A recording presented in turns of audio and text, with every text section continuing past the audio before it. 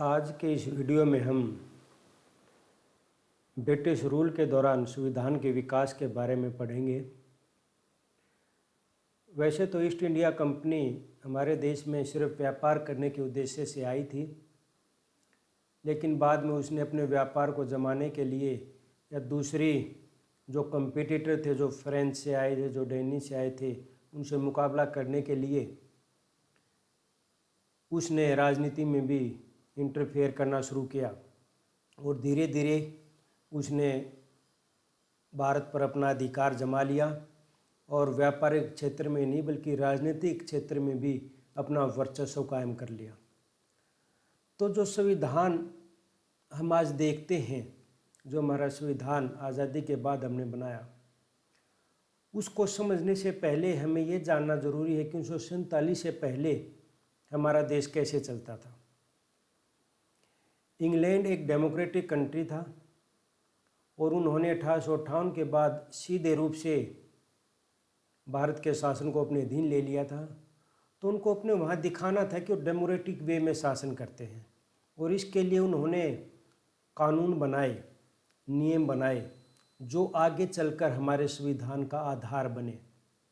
तो हमारे आज के संविधान को समझने से पहले हमें ये जानना ज़रूरी है कि 1947 से पहले शासन कैसे चलता था।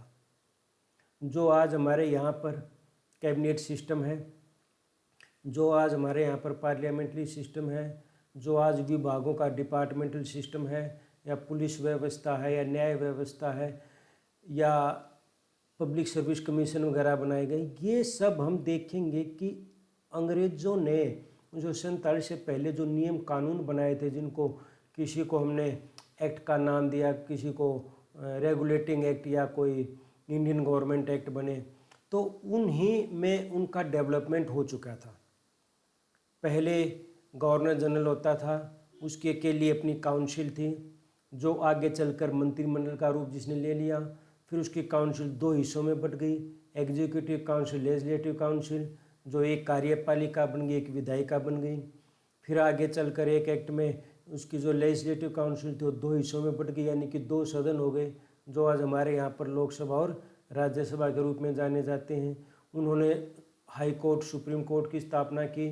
उन्होंने पब्लिक सर्विस कमीशन की बात की 1935 के एक्ट में।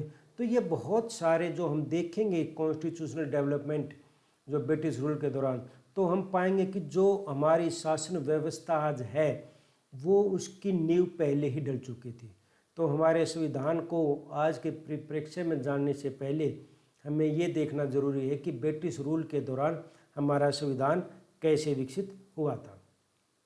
इस दिशा में सबसे पहले जो महत्वपूर्ण एक्ट आता है, जो ईस्ट इंडिया कंपनी थी उस टाइम पर, जो उसने पास किया था, वो है रेगुलेटिंग एक्ट 1773। ये एक पहला स्टेप था कॉन्स्टिट्यूशनल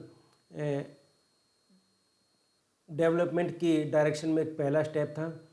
इससे पहले 3 प्रेसिडेंसी थी ईस्ट इंडिया कंपनी की, मद्रास, बॉम्बे और कलकत्ता प्रेसिडेंसी, और उसके उनमें यूनिटी नहीं थी और सेंट्रलाइजेशन नहीं था, अलग अलग काम करती थी। तो पहले इस एक्ट में कलकत्ता प्रेसिडेंसी को सुप्रीम बना दिया और पहले तीनों के गवर्नर होते थे। फिर इसका नाम दे दिया गवर्नर जनरल ऑफ बंगाल, जो बंगाल का गवर्नर जनरल था, और मद्रास और बॉम्बे प्रेसिडेंसी उसके अंडर में रख दी। तो यहीं से शासन शुरू हुआ। सेंट्रलाइज जो शासन था यहीं से शुरू हुआ था, गवर्नर जनरल के पद के साथ ही। उसके 4 मेंबर होते थे काउंसिल के लिए, उसकी काउंसिल में, और England based board of director के उनको अपना रिस्पॉन्सिबिलिटी दी, यानी कि अपने प्रशासन उन्होंने कैसे चलाया, वो बोर्ड ऑफ डायरेक्टर को रिप्लाई करना होता था इसके लिए। और जो एक मेंबर ऑफ काउंसिल बनी, यही आगे चलकर मिनिस्ट्री में, जो आजकल जो कैबिनेट है या जो काउंसिल ऑफ मिनिस्टर है, वो यहीं से नींव पड़ गई थी, इसी से शुरू हो गई थी। इन्होंने एक सुप्रीम कोर्ट के स्थापना का भी प्रोविज़न इन्होंने दिया था इस एक्ट में। फिर उसके बाद आया 1784 में Pitt's India act. Pitt's India act में पहले कहा कि सेपरेट किए गए कंपनी की एक्टिविटी, भाई बिजनेस एक्टिविटी अलग करेगी और पॉलिटिकल एक्टिविटी अलग करेगी। उस टाइम तक इनका मेन पर्पस बिजनेस ही था। बिजनेस के माध्यम से जितना लूट सकते थे, जितना कमा सकते थे, वो करते थे। तो इस एक्ट में उसको पॉलिटिकल एक्टिविटी अलग की गई और कुछ पॉलिटिकल रिस्पॉन्सिबिलिटी भी दी गई। और इस एक्ट की ये विशेषता है कि ये वहाँ के प्रधानमंत्री द्वारा ये वहाँ की पार्लियामेंट में पेश किया गया था। ये जो भी एक्ट बनते, जो पास होते, तो ब्रिटेन की पार्लियामेंट में पास होके आते थे। चार्टर एक्ट 1813, इसमें कंपनी का जो ट्रेड पर उसकी मोनोपोली थी। पहले इसी कंपनी की, ब्रिटेन की कंपनी और भी हो सकती हैं, लेकिन एक कंपनी थी ब्रिटेन की, ईस्ट इंडिया कंपनी, इसकी मोनोपोली थी। इसने अधिकार जमाया हुआ था कि और कोई दूसरी कंपनी भारत के साथ व्यापार नहीं कर सकती। तो इसकी मोनोपोली ख़त्म कर दी गई थी और दूसरी कंपनियों को भी मंजूरी दे दी भी, और भी कोई कंपनी व्यापार करना चाहे तो भारत के साथ व्यापार कर सकती थी। एक इसकी विशेषता है कि इसने 1,00,000 रुपया इसके लिए दिया था एजुकेशन के लिए, क्योंकि ये जो है लॉर्ड मैकाले की इसमें महत्वपूर्ण भूमिका थी। उस टाइम पे इन्होंने काफ़ी चिंतन मनन किया था कि हमें कुछ ऐसे लोग चाहिए जो अंग्रेजी जानते हों लेकिन जो हमारी सोच के अनुसार काम करें। तो इनको ऐसे एजुकेशन दी गई और उसमें भारतीय एजुकेशन को बिल्कुल जो परंपरागत, जो हमारी पुरानी एंशियंट जो लिटरेचर वगैरह था, उसको बिल्कुल नकार दिया गया था, उसको बेकार बना दिया गया। तो ये डिसीजन किया गया था कि अंग्रेजी साहित्य की, यानी कि इंग्लिश लिटरेचर की ही एजुकेशन दी जाएगी। और इसी एक्ट के दौरान क्रिश्चियन मिशनरीज को परमिशन दी गई। ये मिशनरीज वही हैं जिन्होंने इस देश में आए अपने धर्म का प्रचार करना शुरू किया, और बहुत सारे जो गरीब और मुख्य जो दलित लोग थे उनका धर्मांतरण इन्होंने करवा था। इसको प्रमोट करती थी इंग्लैंड की सरकार भी कि ज़्यादा से ज़्यादा लोगों को ईसाई बनाया जाए। तो इन्होंने लोभ लालच देकर बहुत सारे लोगों को क्रिश्चियन बनाने का काम भी किया था। Only political activity of the 1833 का जो एक्ट आया उसमें कहा था कंपनी व्यापार नहीं कर सकती है, उसकी इकोनॉमिक एक्टिविटी बिल्कुल बैन कर दी। अब वो सिर्फ पॉलिटिकल एक्टिविटी ही करेगी। और जो पहले जो 1773 के रेगुलेटिंग एक्ट में गवर्नर जनरल ऑफ बंगाल बनाया था, उसका नाम बदल के गवर्नर जनरल ऑफ इंडिया कर दिया गया था। फिर उसके बाद आया 1853 का चार्टर एक्ट। ये एग्जीक्यूटिव को लेजिस्लेटिव को सेपरेट करने में एक पहला कदम था और लेजिस्लेटिव काउंसिल बनाई गई। तो यहाँ हमारा कॉन्स्टिट्यूशनल डेवलपमेंट की दिशा में एक महत्वपूर्ण कदम था ये। पहले गवर्नर जनरल सिर्फ वही एग्जीक्यूटिव का काम करता था और वही लेजिस्लेटिव काम करता, यानी कानून भी वही बनाता था और उनको लागू भी वही करता था। उसकी जो एक काउंसिल थी वही। अब इन्होंने कह दिया कि लेजिस्लेटिव कानून बनाने का काम, लॉ इनेक्ट करने का काम अलग काउंसिल करेगी और उनको इम्प्लीमेंट करने का काम अलग काउंसिल करेगी। यानी कि वहीं से शुरुआत हो गई थी कार्यपालिका और विधायिका की। पहले सिर्फ कार्यपालिका ही विधायिका का काम करती। तो एक किस्म से हम कह सकते हैं जो आज हमारे यहाँ पर विधायिका या पार्लियामेंट है, उसकी शुरुआत या उसकी नींव 1853 1853 के एक्ट में ही उसकी शुरुआत हो गई थी और एक लेजिस्लेटिव काउंसिल विधायिका की स्थापना कर दी गई थी। उसके बाद आता है फिर 1858 का एक्ट। इस एक्ट इस मायने में महत्वपूर्ण है कि ये 1857 की क्रांति के बाद ये एक्ट आया था। और इस एक्ट में क्या प्रावधान किया गया था कि जो शासन था पहले, वो पहले ईस्ट इंडिया कंपनी के अधीन था, उसको डायरेक्ट अब ब्रिटेन के अधीन ले लिया गया था। यानी कंपनी का रूल एक किस्म से समाप्त हो गया था। और उसके बाद जो है वो क्राउन का शासन स्थापित हो गया था। अब जो बहुत परिवर्तन हुआ, जो बहुत बड़ा परिवर्तन हुआ, वो एक ये हुआ था कि वायसराय नाम रख दिया गया। गवर्नर जनरल नहीं रहा, वायसराय उसका नाम रख दिया गया। और आखिर तक जब तक देश आज़ाद हुआ, जब तक वायसराय ही रहा। आज़ादी के बाद फिर इस पद का नाम दोबारा बदल के गवर्नर जनरल रख दिया गया था। जब आज़ादी के बाद लॉर्ड माउंटबेटन भारत के पहले गवर्नर जनरल बने आज़ादी के बाद। तो उससे पहले गवर्नर जनरल था, फिर वायसराय इसको नाम रख दिया गया था। और भी बहुत सारे परिवर्तन किए गए थे, सेना में ही बहुत परिवर्तन किया गया था। भाई सेना में उन्हें देखा गया कि जो बड़े सैनिक पदों पर अंग्रेज़ों को ही रखना पड़ेगा या अंग्रेज़ों की संख्या बढ़ानी पड़ेगी भविष्य में इस तरह की क्रांति रोकने के लिए। लेकिन कॉन्स्टिट्यूशनल डेवलपमेंट की दिशा में महत्वपूर्ण कदम ये था कि अब ये डायरेक्ट ब्रिटेन के दिनों का ब्रिटेन की पार्लियामेंट के माध्यम से ही ये सारा अब काम चलता था। जो सेक्रेटरी ऑफ स्टेट का एक पद बनाया गया, जो कि ब्रिटेन की कैबिनेट का एक मेंबर होता था, सेक्रेटरी ऑफ स्टेट, जो कि सर्वोच्च होता था। उसको उसके नीचे फिर वायसराय होता था जो उसको रिपोर्ट करता था। अब जो ये बात हुई, उसके बाद जो एक्ट आया वो आया फिर 1861 का इंडियन काउंसिल एक्ट। इसमें रिप्रेजेंटेटिव इंस्टीट्यूशन की स्थापना शुरू की गई। कैबिनेट सिस्टम, डिपार्टमेंट सिस्टम बनाया गया, अलग अलग डिपार्टमेंट दिए गए। रिप्रेजेंटेटिव इंस्टीट्यूशन का मतलब है कि कुछ शुरुआत की गई कि सिर्फ नॉमिनेट ना किए जाए, कुछ रिप्रेजेंटेटिव यानी कि कुछ चुन के भी आए।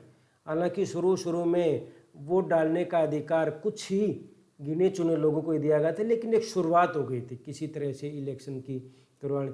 और एक कैबिनेट सिस्टम, डिपार्टमेंट सिस्टम, यानी कि उसकी जो एग्जीक्यूटिव काउंसिल के मेंबर होते थे वो मिलकर पूरा प्रशासन चलाते थे। तो इस एक्ट के माध्यम से किया गया कि अलग अलग को एक एक विभाग बांट दिया गया। जैसे आज जो कैबिनेट के मंत्री होते हैं या काउंसिल ऑफ मिनिस्टर्स में जो शामिल होते हैं उनको अलग अलग विभाग दे दिए जाते हैं, ये रक्षा विभाग, ये गृह विभाग, ये विदेश विभाग। तो उस ये परंपरा, जो विभाग देने की परंपरा जो शुरू हुई थी, यानी कि एक डिपार्टमेंट सिस्टम जो शुरू हुआ था, वो हम कह सकते हैं कि 1861 के एक्ट से ही शुरू हुआ था। उसके बाद फिर आया 1892 का एक्ट, 1892 का एक्ट। इसमें right to Indian to debate on budget and ask question. पहले इंडियंस को ये राइट नहीं था कि वो बजट पर डिबेट कर सकें या कोई सवाल पूछ सकें।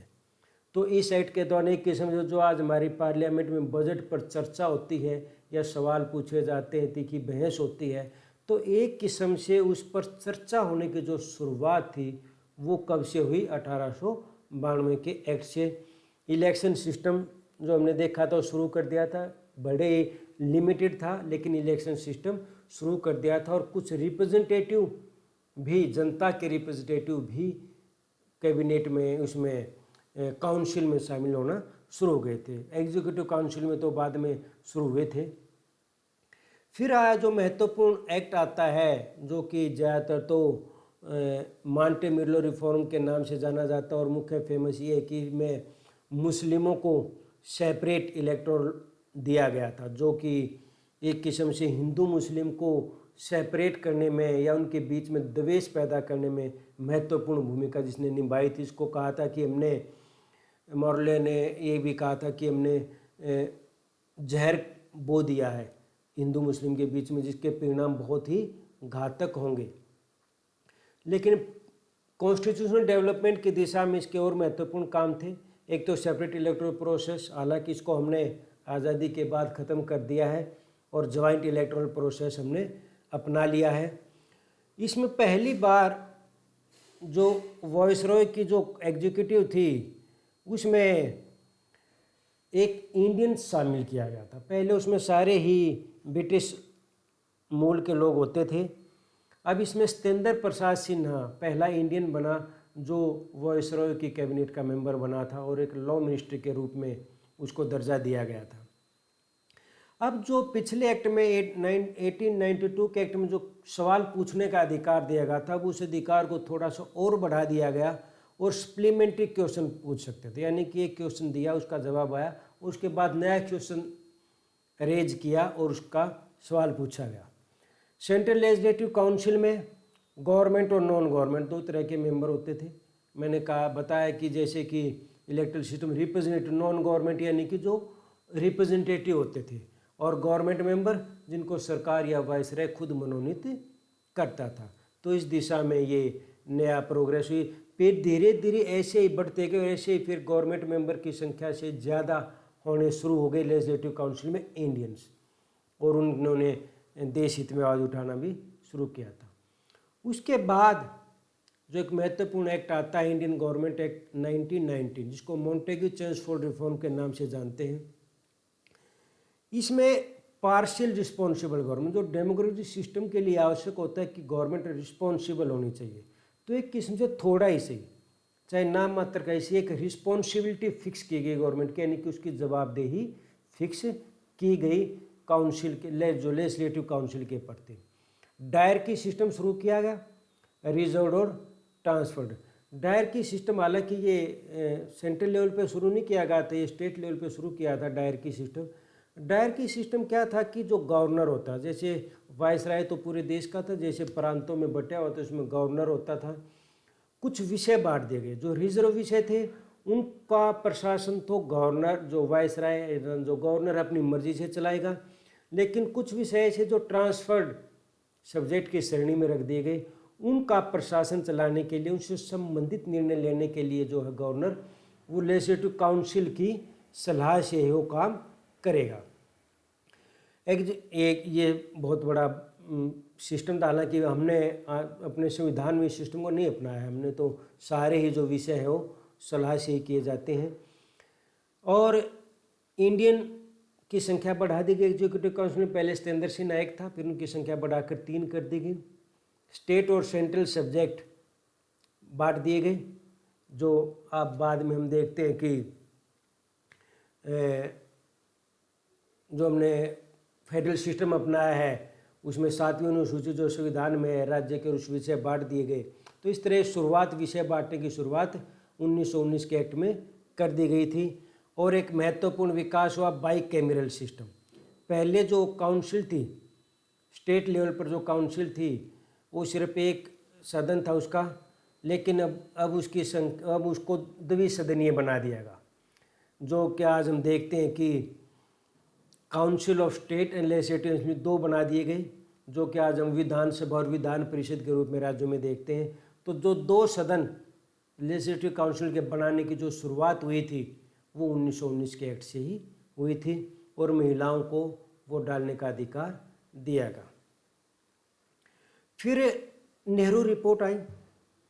जब साइमन कमीशन आया और साइमन कमीशन का विरोध किया भारतीयों ने, तो बर्कनहेड अंग्रेज था, उसने ये चुनौती दी कि तुम खुद अपना संविधान बना ही नहीं सकते।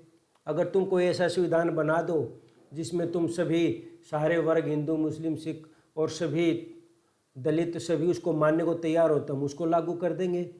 तुम रिपोर्ट बना। तो इस चुनौती को कांग्रेस ने स्वीकार किया और मोतीलाल नेहरू के नेतृत्व में एक नेहरू कमेटी बनाई गई, जिसने अपनी रिपोर्ट दी। तो नेहरू कमेटी में, नेहरू रिपोर्ट में जो बातें थी, वो भी आगे चलकर हमारे संविधान का आधार बनी, यानी कि संविधान में उन बातों को हमने शामिल किया था। हालांकि इसको लागू नहीं किया अंग्रेज़ों ने, क्योंकि मुस्लिम लीग और कांग्रेस में मतभेद हो गए और इस पर सहमति नहीं बन पाई। तो इस रिपोर्ट में एक तो डोमिनेंट स्टेटस स्वीकार किया गया था, हालांकि नेहरू, सुभाष चंद्र बोस वगैरह इसके बिल्कुल विरोधी थे। Rejection of separate electoral system separate नहीं होगा, ज्वाइंट होगा, जो हमने बाद में हमारे संविधान का हिस्सा बना। लिंग्विस्टिक प्रोविंसेस, जो कि हमने बाद में इसको भी अडॉप्ट कर लिया था कि भाषा के आधार पर प्रांतों का गठन किया जाएगा। 19 फंडामेंटल राइट्स उसमें किए गए थे, जो कि हमने अपने संविधान में 6 फंडामेंटल राइट्स या 7 शुरू में किए थे, बाद में 6 रह गए थे। रिस्पॉन्सिबल गवर्नमेंट की बात कही गई थी, और full protection of culture and religious interest of Muslims, यानी कि मुस्लिम के सांस्कृतिक और धार्मिक हितों को सुरक्षित किया जाएगा। हमने अपने संविधान में भी माइनॉरिटीज़ को बहुत सारे अधिकार दिए हैं। Complete dissociation of state from religion, यानी कि किसमें धर्मनिरपेक्ष राज्य की स्थापना की जाएगी। तो ये बहुत सारे विषय जो नेहरू रिपोर्ट के हैं वो हमारे संविधान का हिस्सा बने थे। और फिर जो आखिरी जो एक्ट बनाया गया था अंग्रेजी सरकार द्वारा, जो कि लागू नहीं हुआ, जो सिर्फ कुछ स्टेट लेवल का जो हिस्सा था वही लागू हुआ, पूरा ये कभी लागू नहीं हो पाया, क्योंकि उसके बाद फिर द्वितीय विश्व युद्ध हो गया था। द्वितीय विश्व युद्ध के बाद भारत छोड़ो आंदोलन हो गया था और उसके बाद ये धीरे धीरे तय हो गया था कि अब अंग्रेज़ जाने वाले हैं, यानी कि भारत आज़ाद होने वाला है। लेकिन ये एक्ट भले ही लागू ना हुआ हो, लेकिन आज भी ये माना जाता है कि हमारे संविधान का 80% हिस्सा, लगभग 80% हिस्सा 1935 के एक्ट से लिया गया है। तो इस मामले में ये एक्ट बहुत ज़्यादा महत्वपूर्ण है, जो हमारे संविधान का आधार है। बहुत सारी बातें इसमें शामिल थी, बहुत लंबा चौड़ा एक्ट था। 321 इसमें सेक्शन थे, 10 शेड्यूल भी थे।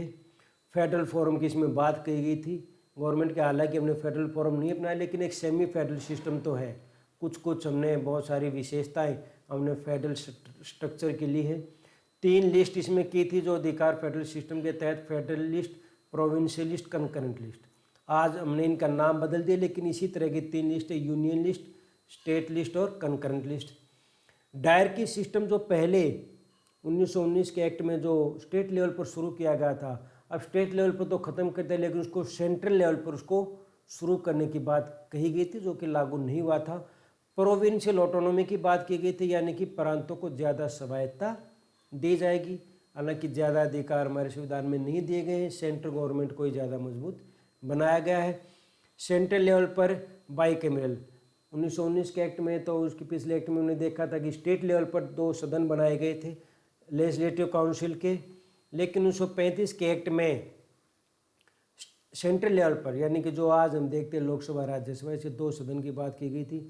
फेडरल कोर्ट जो हमारा सुप्रीम कोर्ट, जिसका हम आज नाम देते हैं, ये फेडरल कोर्ट की जो रिकमेंडेशन दी गई थी 1935 के एक्ट में दी गई थी। पब्लिक सर्विस कमीशन बनाने की बात कही गई थी, स्टेट लेवल पर भी और सेंट्रल लेवल पे। सेंट्रल लेवल पर जैसे यूपीएससी, स्टेट लेवल पर जैसे एचपीएससी, बीपीएससी, यूपीपीसीएससी, पीसीएस, जो ये जो है, जो सेंट्रल स्टेट लेवल पर पब्लिक सर्विस कमीशन जो लोक सेवकों की भर्ती करेगा, और 1935 के एक्ट में था। सेपरेट इलेक्टोरेट को और ज़्यादा बढ़ा दिया, यानी कि मुस्लिम को ही नहीं, अब और वर्गों को भी अलग अलग जो चुनाव लड़ने का अधिकार इसमें दे दिया गया था। तो ये एक्ट महत्वपूर्ण थे, जो इस दिशा में काम इन्होंने, जो हमारे संविधान के विकास की दिशा में महत्वपूर्ण कदम थे, और इन्हीं से हमारा प्रोग्रेस हुई धीरे धीरे। हमारा संविधान जो हमारा जो आज संविधान बना है, या जो बनाया गया था, वो बहुत ज़्यादा इन्हीं परंपराओं के विकसित होने की वजह से हमने बहुत सारी इन्हीं चीज़ों को अडॉप्ट हमारे संविधान में कर लिया था। धन्यवाद।